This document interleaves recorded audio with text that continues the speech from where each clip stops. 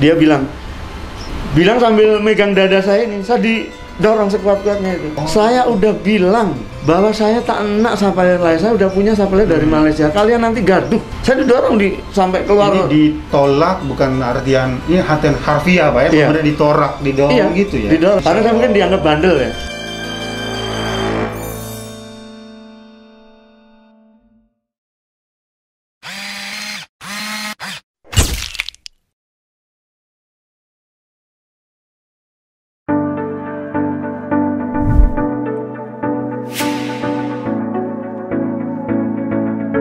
Assalamualaikum warahmatullahi wabarakatuh. Di saya bertemu lagi dalam Counsel Your Life. Hari ini kita akan berbagi sedikit perjalanan hidup dari salah seorang entrepreneur yang alhamdulillah telah meraih prestasi.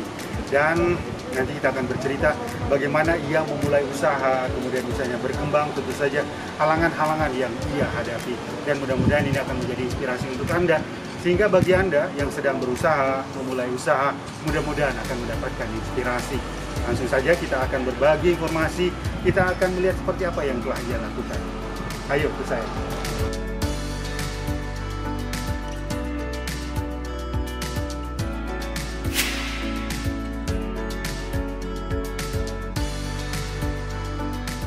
Assalamualaikum di Insider, di Calculating Life. Hari ini kita akan berbagi informasi, kita akan coba dengar inspirasi dari salah seorang narasumber kita pada hari ini.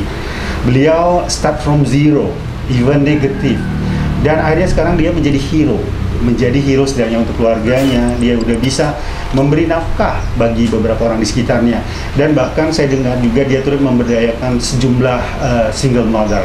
Baik, di Insider kita akan langsung saja ke narasumber kita hari ini. Beliau adalah Bapak Abdun Baskoro Cahyo. Assalamualaikum Pak Abdun. Waalaikumsalam warahmatullahi wabarakatuh. Masya Allah. Dan Anda bisa lihat hari ini kami juga menggunakan sedikit aksesoris Melayu, dalam hal ini adalah tanjak. Sementara Pak Baskoro sendiri kalau Anda lihat bajunya full Melayu. Karena produk-produk baju Melayu ini sendiri adalah salah satu produk utama beliau dalam menapaki, maksud kami, kehidupan untuk memenuhi kebutuhan hidup keluarga dan bahkan untuk keluarga-keluarga lainnya. Langsung saja nih Pak Baskoro, makasih banyak udah diberi kesempatan untuk bertemu. Iya. Pak Baskoro, bisa diceritakan nggak sebenarnya usaha Pak Baskoro ini apa? Kalau mungkin udah terlihat ya ada konveksi di sini, tapi mungkin bisa diceritakan sebenarnya usahanya apa sih Pak? Usaha saya ini adalah konveksi baju Melayu. Khusus Melayu? Sebenarnya enggak, cuman kan karena saya hidup di ranah Melayu dan saya nengok kesempatan untuk mendapatkan berkah atau rezeki dari baju Melayu itu ya ada di sini. Jadi contohnya begini, kalau di Indonesia ini kan baju batik. Baju batik nasional itu kan, ya? Nah, baju nasional kan kegiatan apapun orang pakai batik cocok. Betul. Jadi kalau baju Melayu itu digunakan anak-anak sekolah di hari Jumat, pegawai negeri, ada undangan, ada kegiatan lain. Kalau di ranah Melayu itu orang pakai Melayu itu rasanya cocok banget gitu. Betul. Nah, makanya saya harap ke depan mudah-mudahan menjadi pakaian keseharian, Mbak ya. Amin. Jadi kalau menjadi pakaian keseharian kan bisa untuk nambah income ke saya. Oh, Masya Allah. Baik, jadi di Insider, bisnis daripada tamu kita hari ini ataupun usaha dari tamu kita hari ini adalah di konveksi khususnya untuk di baju-baju Melayu. Dan sekarang kita berada di workshop di ruangan kerja beliau, dan kita akan tanya-tanya di pengalaman beliau mulai dari start seperti apa, kemudian akhirnya sekarang sudah berkembang dengan sejumlah apresiasi, ada sertifikasi, dan kemudian juga ada mengikuti kegiatan pameran di beberapa tempat. Dan Pak Baskoro juga kalau nggak salah menjadi binaan Bank Indonesia juga gitu ya. Betul. Oke. Artinya pencapaian udah banyak didapat nih Pak ya. Tadi ada pameran. Kalau pameran di mana aja nih Pak udah? Jadi selama ini saya pameran yang paling banyak di Singapura. Singapura. Jadi ke Singapura kan kadang satu bulan tuh ada 2 event di Singapura Expo. Oh, Singapura Expo. Iya. Kalau di bulan Ramadan itu selalunya kami diundang oleh KBRI juga melalui Bank Indonesia ataupun Batam Post International School. Diundang untuk ngisi kegiatan Bahasa Ramadan di Tampines. Oh, Tampines. Iya. Oh ya, mungkin sebagian besar warga Batam tahu nih kalau semasa bulan Ramadan ini Singapura banyak bazar, Pak ya. Betul. Salah satu yang cukup terkenal Tampines dan juga katanya di Gelang ada, Pak ya. Iya, di Gelang Seri. Oh, baik. Dan kita pengen tahu nih, Pak, kan tidak ujuk-ujuk langsung berhasil seperti sekarang, Pak ya. Iya. Udah punya aset, punya ruko, kendaraan dan lain-lain, karyawannya juga alhamdulillah, Pak ya. Iya. Mungkin kita pengen tahu, Pak, awalnya emang Bapak ini emang udah latar belakangnya pengusaha konveksi atau orang tuanya juga pernah ada usaha konveksi? Enggak, Pak. Jadi sebenarnya tahun 1999 itu sebenarnya saya karyawan di salah satu perusahaan konstruksi di Jakarta. Dan pada tahun itu kami ada proyek di Batam. UPT Laut, ya UPT Laut Batu Ampar. Jadi kami yang muda-muda itu sama bos dianjurkan ikut proyek yang di Batam. Terus selama 3 tahun saya masih kerja di konstruksi. Istilahnya waktu itu kan saya masih bujang. Jadi terpikatlah oleh gadis. Oh, kira terpikat, tertarik pekerjaan yang gadis, Pak ya? Nah, gadis yang asli, sebenarnya orang tuanya asli Padang. Cuman lahir di Tanjung Balai Karimun. Oh, Kepri juga. Kepri. Jadi waktu itu memang proyek kami udah selesai. Jadi karena saya dapat jodoh di sini, terpikat ya. Akhirnya saya nikah di sini tanggal 3 bulan 3 2003. Masuk saya tahun 1999, kemudian 2003 menikah di sini. Dan sebenarnya sebelum saya nikah berapa bulan itu sebelumnya kantor saya pindah lagi ke Jakarta. Oh, balik ke Jakarta. Dan seharusnya Bapak juga ikut balik. Seharusnya saya balik Jakarta, cuman setelah saya nikah dapat berapa bulan, itu saya istri saya ajak ke Jakarta. Tapi mungkin karena hidup di Batam atau di Tanjung Balai Karimun ataupun bahkan di Padang itu nggak sehiruk pikuk di Jakarta, makanya tidak kerasan di Jakarta. Istri tidak kerasan. Akhirnya istri bilang, udahlah Mas di Jakarta biar Viti yang di Batam. Tapi kalau mikiran saya, kalau saya dari Jakarta, istri di sini kan periode 2 yang saya harus hidupin gitu. Makanya saya harus pulang ke Batam. Masa sih nggak mau hidup? Akhirnya tetap karena background saya di bangunan ya, saya akhirnya ya kerja sendiri di bangunan sampai 2006. Ya, ini menarik ya, justru Bapak yang mengalah ya demi istri. Bapak ikut pulang ke Batam. Tapi semua ada hikmahnya, Pak ya. Iya. Oh, akhirnya kembali lagi ke Batam dan belum membuka konveksi ketika itu. Belum. Jadi saya masih borong sendirilah pribadi gitu. Di tahun 2006 awal itu saya pas kebetulan diajak pulang ke Bukit Tinggi. Saya kan Padangnya Bukit Tinggi. Di sana ternyata kan tante istri saya kan punya toko baju di pasar atas ya di Bukit Tinggi itu. Jadi saya lihat bajunya bagus-bagus gitu kan. Setelah dari Bukit Tinggi saya pulang, kebetulan saya pas sakit. Saya pulang dari Bukit Tinggi itu saya sakit. Sakit keras.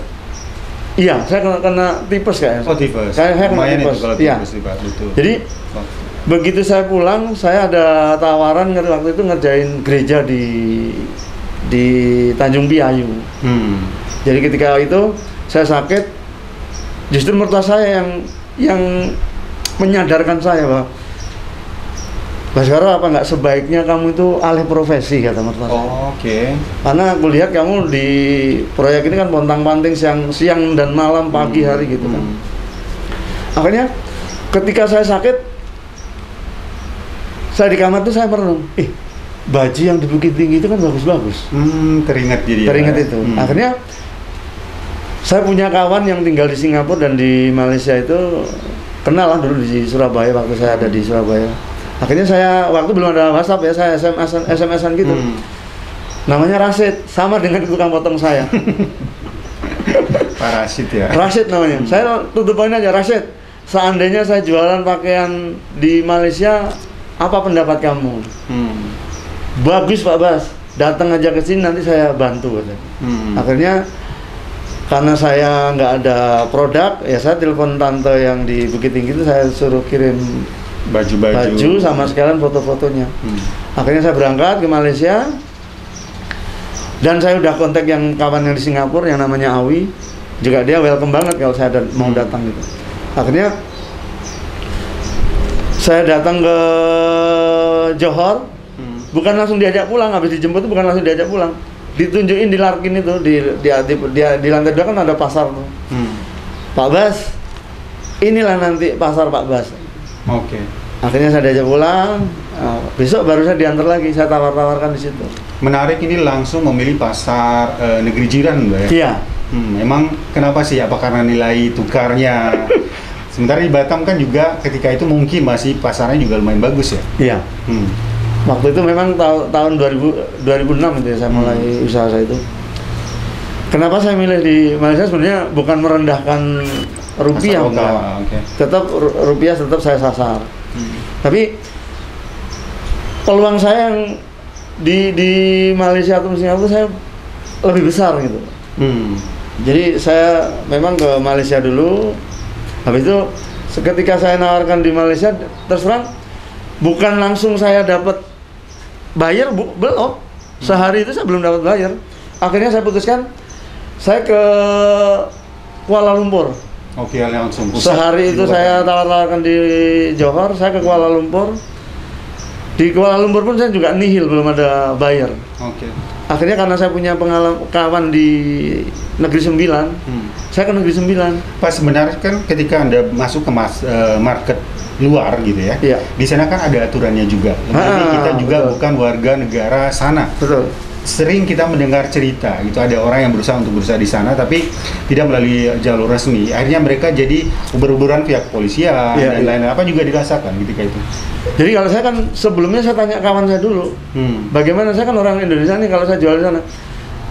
Kata si Rasid tadi itu bilang, kecuali kalau Pak Bas menggelar lapak, Pak Bas jualan itu nggak boleh. Tapi you just supply here.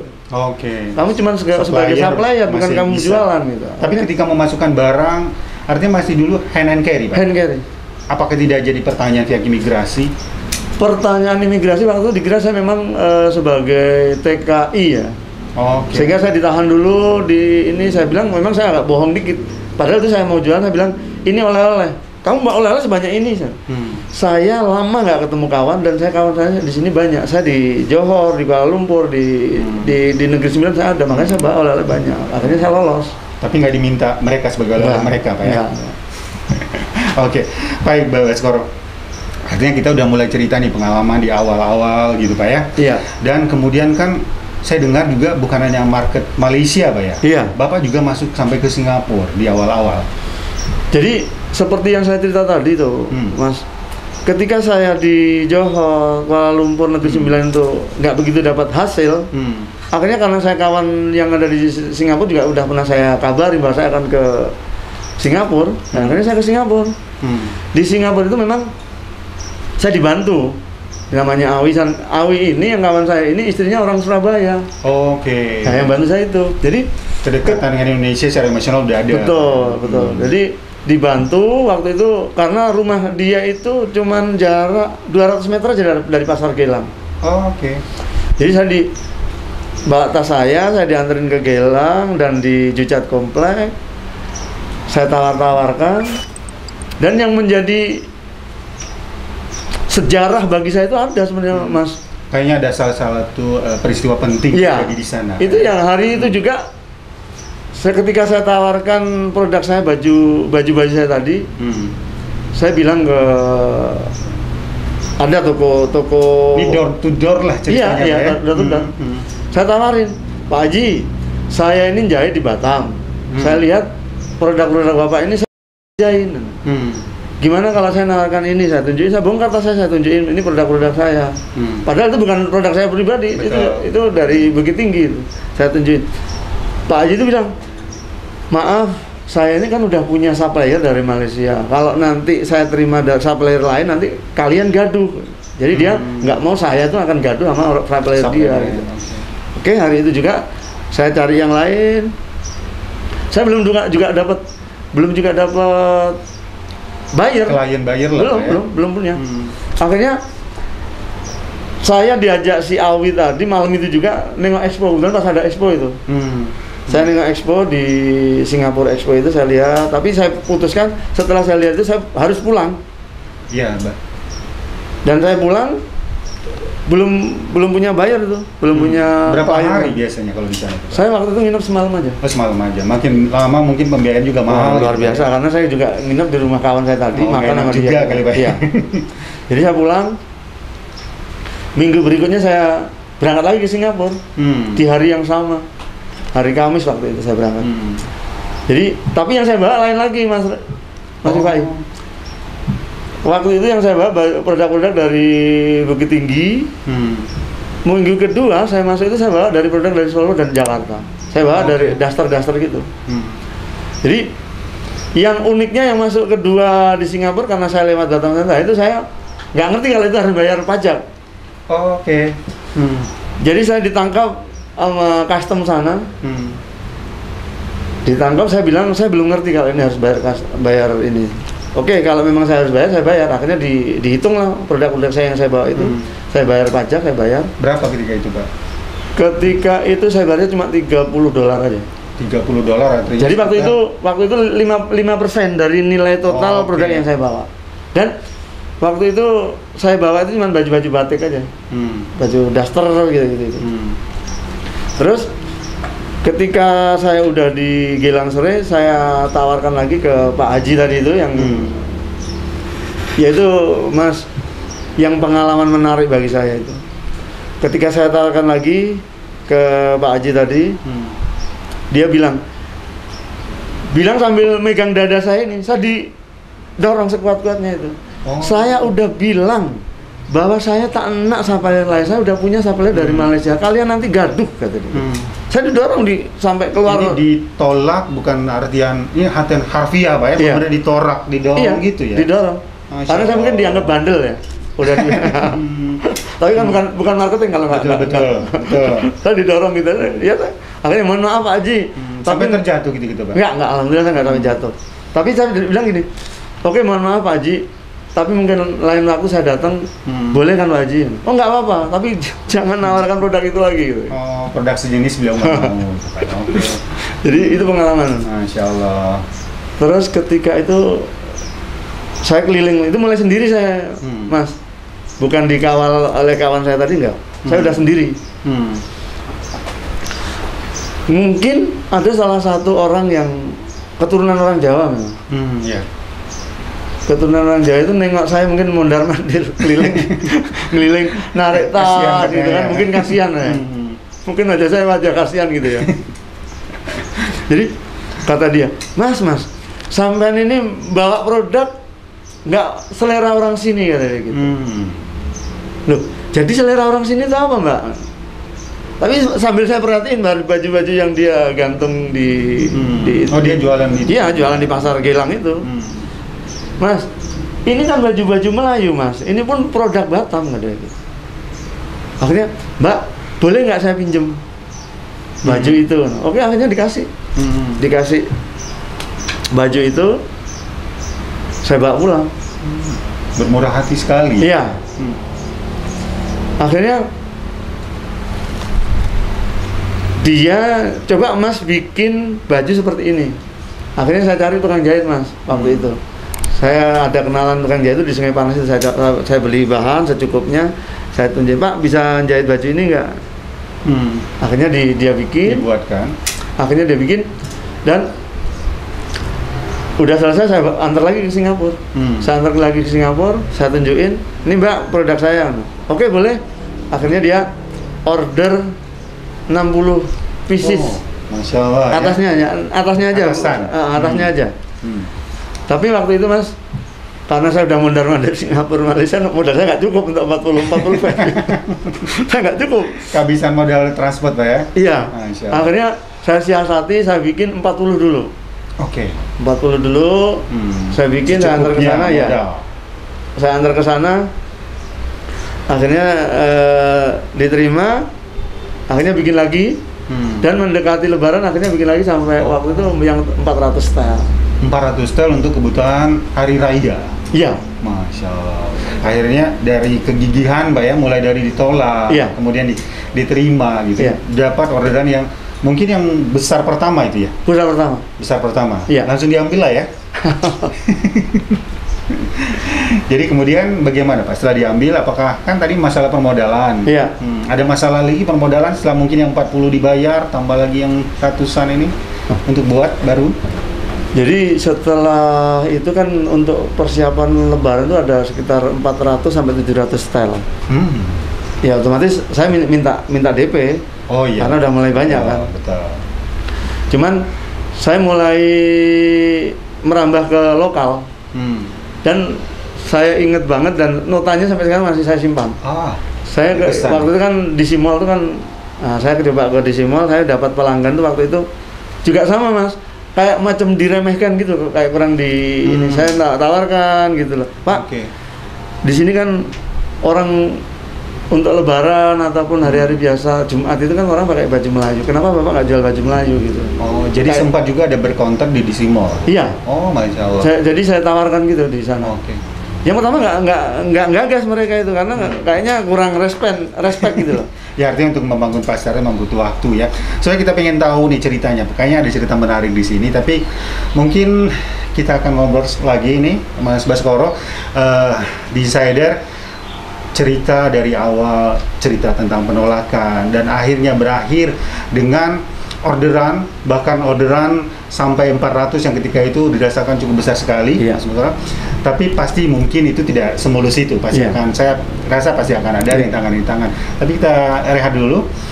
Di Insider kita masih akan meneruskan pembicaraan bersama dengan Mas Baskoro dengan perjalanan hidup hingga akhirnya dia bisa menjadikan usahanya menjadi salah satu yang cukup terkenal dan ternama di Kota Batam.